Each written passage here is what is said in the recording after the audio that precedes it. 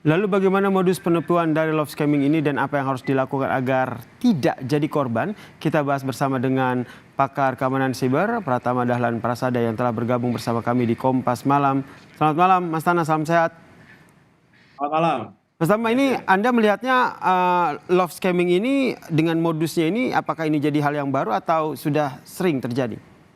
Nah, ini sebenarnya kasus-kasus yang lama, modus-modus Mm-mm. lama. Ini sempat ramai dulu waktu akhir 2022 ya, akhir Desember gitu 2022 sampai Mei 2023 begitu, banyak orang Indonesia yang menjadi korban love scam gitu. Mm-mm. Kemudian banyak lapor ke polisi, banyak yang sampai miliaran begitu. Nah, ini kalau kasus yang sekarang ini ya, orang Cina ini mereka melakukan love scam-nya itu bukan ke warga negara Indonesia, mereka ke warga negara Cina. Nah, kenapa kok mereka melakukan di Indonesia? Ya karena mereka berpikir bahwa di Indonesia ini lebih gampang melakukan kejahatan, lebih lebih gampang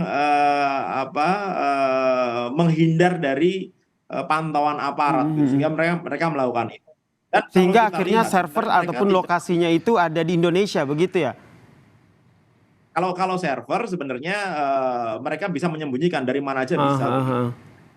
Ketika mereka melakukan operasinya dari Indonesia, mereka susah terdeteksi. Kebetulan aja ini karena aparat kita bekerja sama dengan aparat Cina gitu, terdeteksi, akhirnya dicarilah, di tracking lah gitu. Kalau misalnya kita nggak kerjasama, mungkin kita nggak akan nemuin gitu. Nah, ini yang menyebabkan sebenarnya kita ini perlu memberikan perhatian Mm-mm. lebih terhadap bagaimana memonitoring kejahatan-kejahatan cyber.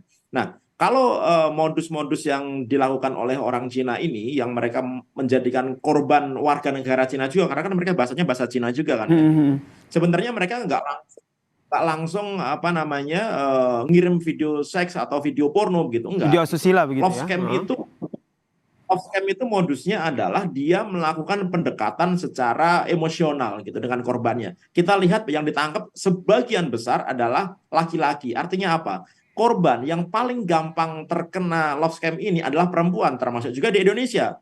Hampir Mm-mm. sebagian besar korban Indonesia itu adalah perempuan gitu. Ada yang masih belum beristri, belum bersuami gitu. Tapi lebih banyak yang sudah bersuami gitu. Nah, Mm-mm.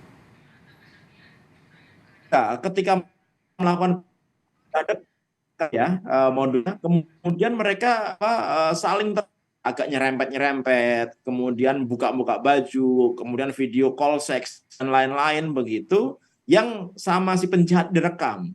Nah, setelah direkam gitu, biasanya itu untuk senjata kalau si targetnya atau korbannya ini nggak mau ngasih duit. Oke. Sebelum mereka mengirimkan itu, biasanya mereka pendekat pendekatan secara emosional dulu gitu. Mm.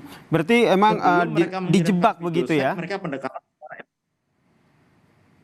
Ya, nah mereka lebih banyak dapatnya kalau nggak usah mengirimkan video seks gitu, nggak usah ngirim Mm-mm. video porno gitu, dengan godaan-godaan rayuan, misal pinjam uang atau diminta investasi atau apalah itu lebih menggerogoti, waktunya lebih panjang gitu. Nah, kalau si korbannya sudah nggak mau ngasih, biasanya baru mereka ngasih tuh, nih video video seks kamu nih gitu. Ini apa namanya, kalau nggak akan saya sebarkan. Akhirnya apa? Terpaksa memberikan uang, terpaksa Oke. memberikan apa namanya transfer duit kayak gitu, Mas. Jadi dari awal membangun kepercayaan secara romantis begitu sehingga akhirnya mereka percaya dan akhirnya ada video sebagai bentuk ancaman begitu. Memang belum ada korban di Indonesia tapi apa yang harus diwaspadai sehingga Sudah dong, masyarakat Indonesia tidak menjadi korban love scam terakhir.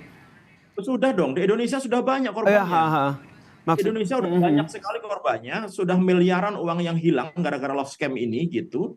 Dan apa namanya, menurut saya ini sudah waktunya lah ya gitu, kejahatan ini dianggap serius oleh aparat penegak hukum gitu. Kenapa? Karena mereka bisa melakukan dengan apalagi sekarang ada teknologi baru menggunakan AI, mereka bisa bikin Mhm. video, bisa bikin foto gitu, suka-suka mereka padahal itu palsu gitu. Dan ketika orang korban tidak mendapatkan literasi digital yang bagus, mereka tertipu ini gitu. Apalagi ketika mereka ada masalah keluarga, kemudian ada masalah apa namanya di rumah dan lain-lain begitu. Mereka dengan mudah gitu menjadikan orang-orang kita ini menjadi targetnya gitu.